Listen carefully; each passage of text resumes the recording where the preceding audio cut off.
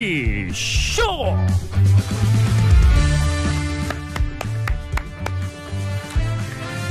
안녕하세요. 70억 분의 1의 사나이 마성의 중독성 대체 불가 정봉주 정치쇼 정봉주입니다. 자, 박수를 친 이유는요, 꼴찌에게 박수를. 남북 단일팀 비록 패하고 있지만 전 국민에게 평화의 메시지를 전하고 있다는 의미에서 박수를 보냈습니다. 자, 이 시간 여러분이 가장 많이 찾아본 실시간 검색어 포항 2.6 여진 오늘 새벽 6시 30분 발생했다. 아유, 안타까운 기사들이에요. 불안해서 못 살겠다, 이사 가겠다라고 하는 사람들이 속출하고 있다고 합니다. 최순실 오늘 1심 선고. 대한민국 운명의 날입니다. 오후 2시죠. 자, 클로이 김 천재 스노우보 재미교포 클로이 김 10시 결선 진출. 자, 부모님의 나라에서 게임을 하고 있죠. 첫 곡입니다. 보아의 넘버1. 정봉주의 정치쇼 1부 순서 들어가겠습니다. 자, 1부 뉴스 브리핑 원포인트 뉴스 하우영 한겨레신문 기자 자리하셨습니다. 네, 안녕하세요. 한겨레21 하우영 기자입니다. 한겨레신문에서 잘려서 한겨레21로 갔죠? 아니요. 그러면 한겨레21에 이렇게 순환 근무를 합니다. 그래서 순환 근무요? 네. 순환 근무. 한겨레가 무슨 순환 도로예요? 정치부도 갔다가 사회부도 예. 갔다가 한겨레21부도 갔다가. 에이스는 그렇게 안 돌리죠? 정말요? 예, 에이스가 아니니까 돌리죠. 겸손해지겠습니다. 돌려나.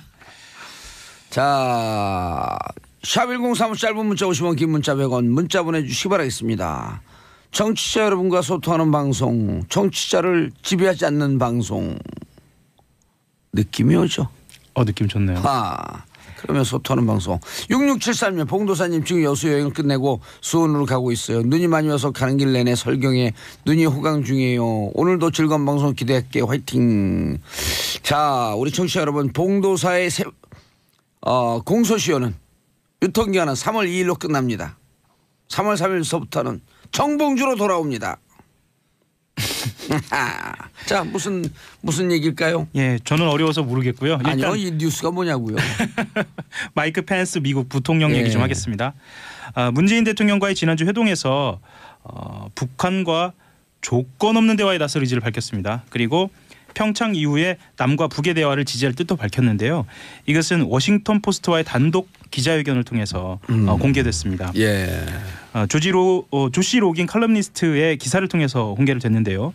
그 한국 방문을 마치고 미국으로 돌아오는 공군 2호기에서 펜스 부통령과 인터뷰를 한 내용입니다.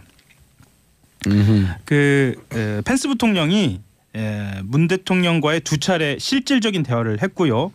미국과 한국은 북한과의 추가적인 관여, 이선 대화와 교류를 뜻하는데요. 관여를 위한 조건에 합의했다라고 이야기합니다. 우선 한국이 관여하고 한국이 접촉하고요. 그다음이 미국도 잠정적으로 그 이후 곧바로 북한과 관여하겠다는 건데요. 해설이 좀 필요합니다. 네, 하세요. 일단 순서를 한국을 먼저 정했고요. 그다음에 미국도 잠정적으로는 같이 하겠다. 여기서 잠정적으로라는 말은 하지 않을 수도 있다라는 말이 아니고 그 상황을 보고 참가하겠다는 뜻을 더 강조한 말로 읽히고요. 예. 그리고 곧바로 관여하겠다라는 것으로 봤을 때는 좀 적극적인 의지를 보이는 것으로 그렇게 풀이가 됩니다. 한국에 있을 때 왜 이렇게 쌩 같대요? 그러니까 이제 참 저도 이해가 좀 안 가는데요. 네. 좀 샤이한 성격인가요? 그것보다는 지나치게 뭐랄까요? 고든 성격도 아니고 뭐라고 해야 할까요? 외골수라고 해야 하나요? 덕후. 샤이한 성격이면 그렇게 못하죠. 오히려 외교적인 격식은 갖추죠. 그런데 펜스 부통령이 했던 뭐 지각이라든가 아니면 개회식 석상에서 보인 태도라든가 이런 것은 북한 측을 외면한 거라든지. 그렇죠. 결례라고 볼 수가 있죠. 결례라고 볼 수가 있죠. 왜 결례를 했을까요? 보여지기는 의도적으로 좀 그렇게 보여지려고 한 것이 아닐까. 그러니까 지금 Just showing. 예, 그 부통령이나 그 트럼프 대통령 같은 경우에는 자신들의 적극적인 지층에 대해서 호소를 해야 하잖아요. 얼마 안 있으면 중간 선거도 있고요. 그래서 일단은 본인들을 지지하는 보수층에게 그런 식으로 보여주기가 필요했겠다. 그리고 뒤로는 실질적으로 남북 대화나 이 북미 관계를 진행시키려고 하는 의지는 있었다. 예. 라는 뜻으로 보입니다. 철저하게 실리를 따지는 거죠. 11월에 미국 중간 선거가 있죠. 네.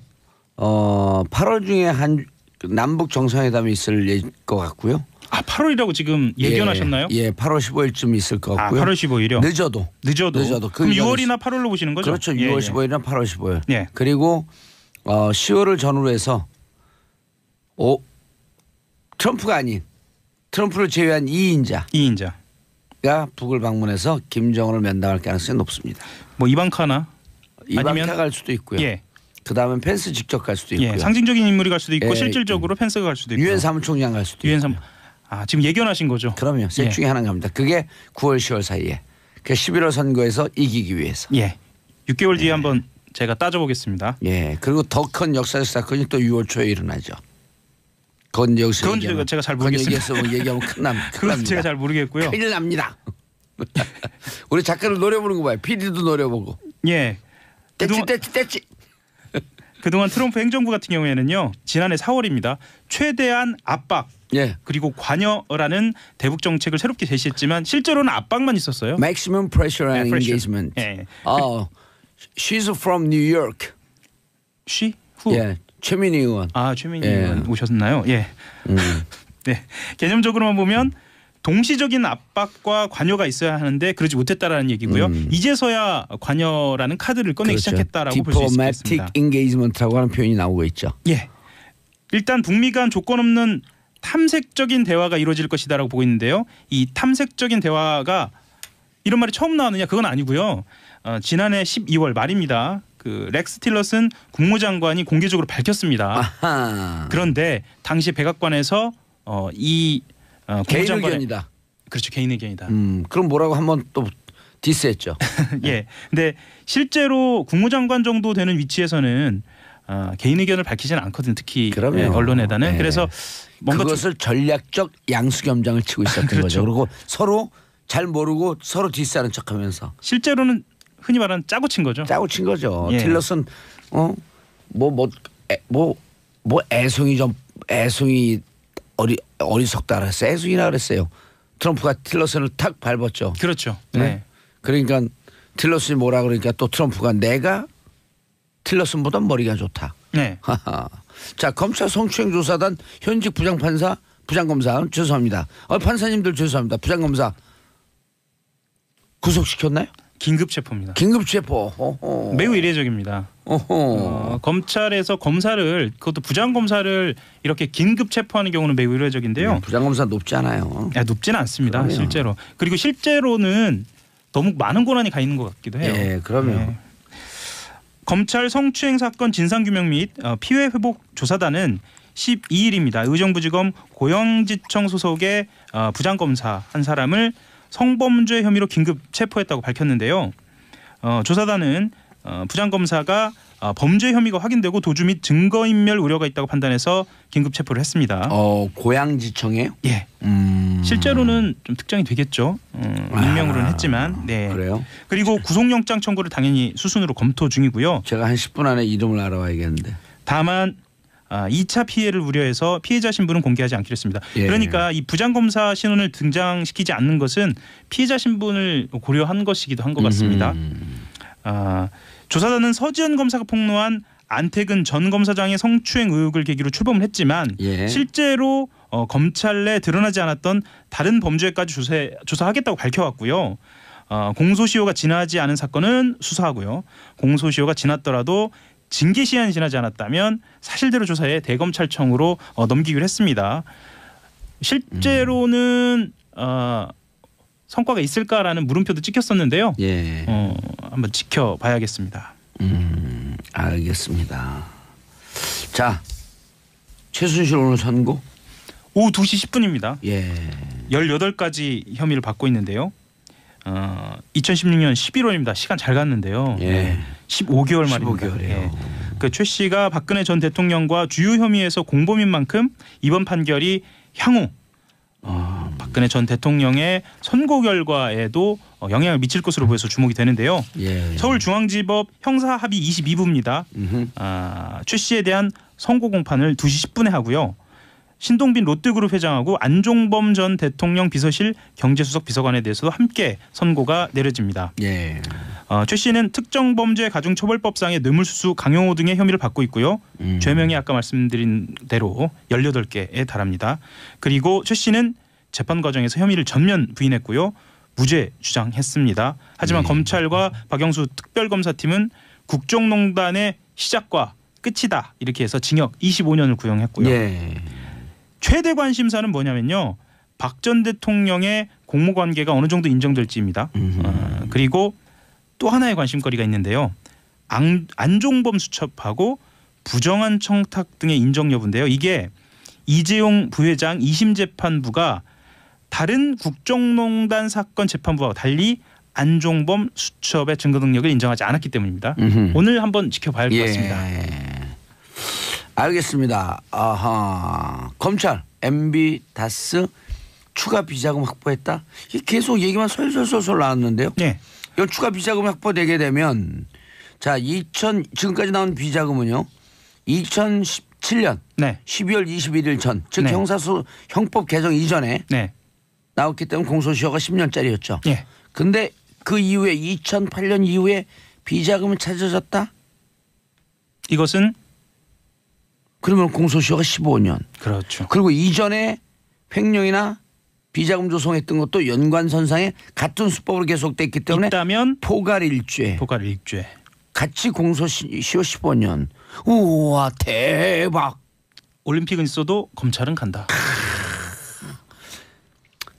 그렇게 하면 안 돼요. 그럼 어떻게 하나요?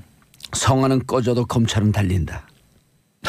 지금 타고 있습니다. 일단은 타고 있습니다. 좀 이따가 성화 좀 이따가. 꺼지잖아. 25일 날 꺼지니까. 예. 검찰이 말씀하셨던 것처럼 시효를 극복했다라고 이야기를 했어요. 그만큼 이 공소시효가 시효를 극복했다. 그렇죠.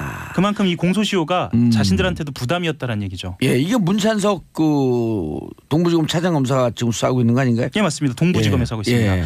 처음에 참여연대에서 고발할 때 돈을 회사에다 반납한 게 2008년 3월이므로 이건 공소시효 지났다 그럴 때 문찬석 검사가 차장검사가 뭐라 그랬냐면 그들만의 생각이다. 그렇죠. 그랬었죠. 근데 지금은 뭐라 그랬다고요? 공소시효를 극복했다. 공소시효를 극복했다. 예. 성화는 꺼져도 검찰은 달린다. 예. 이명박 전 대통령이 실소유주 의혹을 받고 있는 자동차 부품 회사 다스의 비자금 의혹을 수사 중인 검찰이 말씀드린 대로 다스 쪽이 기존에 알려진 것 외에 추가 비자금을 조성한 단서를 확보했다. 120억과는 별개의 돈이라는 얘기입니다. 그리고 검찰은 국정원 특활비를 받은 혐의로 장다사로 전 총무기획관을 구속영장 청구했습니다. 예, 속보가 들어왔네요. 한국 GM 군산 공장 오늘 5월 폐쇄 결정했다. 허허. 군산이 들썩들썩하겠는데요. 예, 2,000명 구조 조정. 야, 가뜩이나 지역 경제가 어려운데요. 지방 분권이 좀 제대로 돼갖고 경제들을 좀 살려야 될 텐데. 자, 근데 우리 지금 방송 일부 나가고 있는데요. 어느 한 분이 열심히 듣고 있다는 지금 문자가 왔네요. 문자는 안 왔고요, 제 느낌으로. 정청래 의원이 열심히 듣고 있는 것 같아요. 그러신가요? 네. 얼마 전에 통화도 했는데요. 목소리는 밝더라고요. 그렇죠. 김명자님, 시사 무식하다고 남편한테 무시당했는데 정치쇼 듣고 아는 척 잘하고 있어요. 몰라도 무시하면 안 되죠. 모르는 분들을 다정다감하게 함께 시사의 세계로 끌어내는 프로그램 이름이 뭐라고요? 정치쇼. 누구의? 정봉주. 예. 봉도사는 3월 2일로 공소시효 만료. 3월 5일서부터는 정봉주로 돌아옵니다. 무슨 말씀인지 잘 모르겠고요. 한 가지 소식을 더 전해드리겠습니다. 고등군사법원 폐지, 영장제도 없앤다라는 국방고발 소식입니다. 오호. 이게 무슨 의미죠? 군대 간 사람들, 군대 간 자녀를 둔 사람들한테 뭔가 좀 획기적인 소식 같은데요. 일단 관심사부터 전해드리면요. 2022년까지 군 병력을 50만 명으로 감축하고 병사 복무 기간을 18개월로 단축하는 내용의 국방개혁 기본계획안을 제출했고요.